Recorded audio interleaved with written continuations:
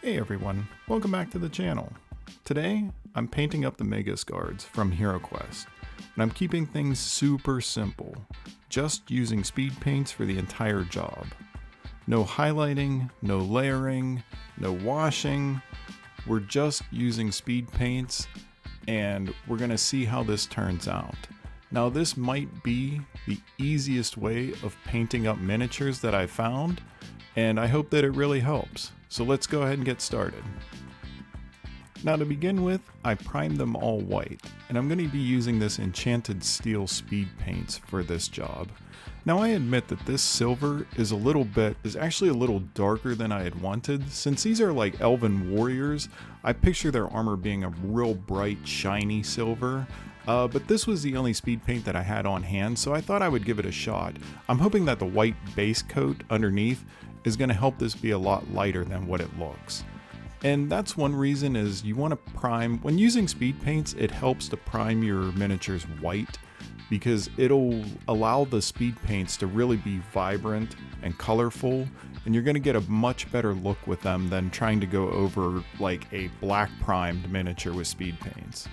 Now here I'm just kind of taking my time and I'm making sure to only put the silver where the silver should be.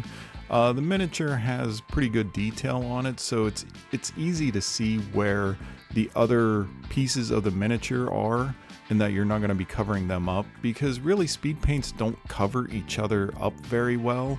But if you do make any mistakes or go outside the lines, just use some white paint and make the correction so that it's ready to go for your next color. And with speed paints too, you have to kind of be careful and just put on one layer and let it dry completely.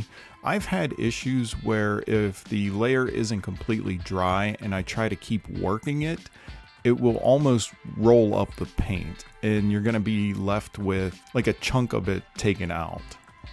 So just be patient with it. Once you put down your layer, don't work it too much, just let it dry completely, and then you can go back in and put another layer.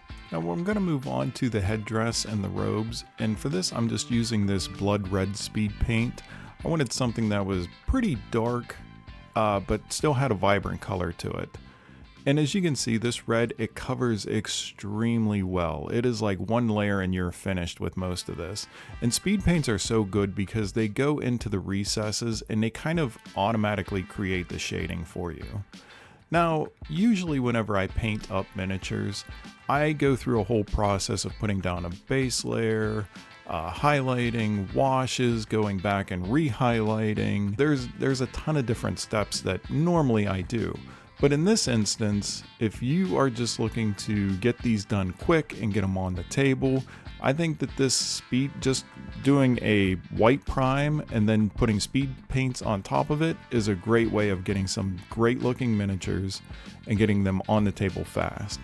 And especially with painting cloth like this with speed paints, cloth sometimes can be really tricky. If you're trying to do layers and you're glazing and you're trying to blend the colors together, the speed paints are kind of a cheat code for it. Now they're not going to give you exactly the amount of detail that you could get with really taking your time and putting layers and washes and such on here and blending, but they will do a nice job of a basic coat with a little bit of shading in the recesses and the folds of the cloth. So I know for me, painting cloth and cloaks sometimes could be a real challenge, where these actually made it really easy, and I was pretty happy with the results on them. I'm going to be using a dark brown speed paints here to do his gloves, belts, and also some of the scabbard. And I'm just being careful not to go back in and kind of touch anything that I've already painted with the speed paints. That'll kind of make it a mess. You can always make corrections, but it's just better if you take your time and try to stay within the lines. But again, this brown speed paint, it does a fantastic job, especially for gloves. It really soaks into the crevices and then it like highlights each finger individually without you having to do any extra work on it. And this brown, I found it really gives it a nice leathery look to it, at least in my opinion. But yeah, these speed paints are really good for getting some decent detail and getting some miniatures finished quickly. And I know I'm showing you how to paint up a HeroQuest miniature, but really you could use this for any miniature that you're using, whether it's for wargaming or board games. This technique works on everything. Now, I didn't have any speed paints on hand for flesh, so I had to use this contrast paint, which, you know, it kind of does the same job. It's just one coating over it and it's completely done. So I'm gonna have to pick up a speed paint for flesh here in the near future. Finally, I'm just using some of this gold to hit the hilt of the sword and a little bit of the trim on the scabbard. And I gotta say, and I've said it before in multiple videos, these metallic speed paints are fantastic. I often struggle with getting good coverage with metallic paints, but for being a speed paint, I think these are great and I highly recommend picking up some, especially if you're painting up a unit of knights or something like that and you want to get it done quickly. These speed paint metallics will really help you out. And that's about it. Quick, easy, and honestly, not too bad. If you're new to painting, speed paints are kind of a game changer.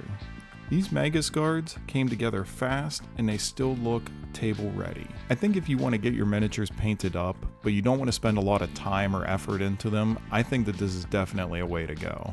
Okay, now to spice up the bases, I'm just going to mix up some gray, brown, black, white, but I'm looking for something to give it like a dungeon tile color to it.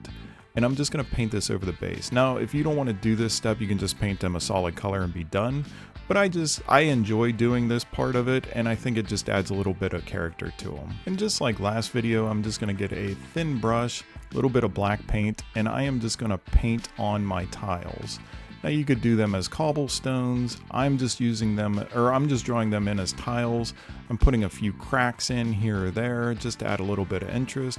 But yeah, I kind of like this technique. I think it's just an easy way of adding a little bit of interest to the bases. Alright, and these guys are completely done. I'm really happy with them for the amount of effort and time that it took. I mean, really, it was like 15 minutes to get these guys completely painted up.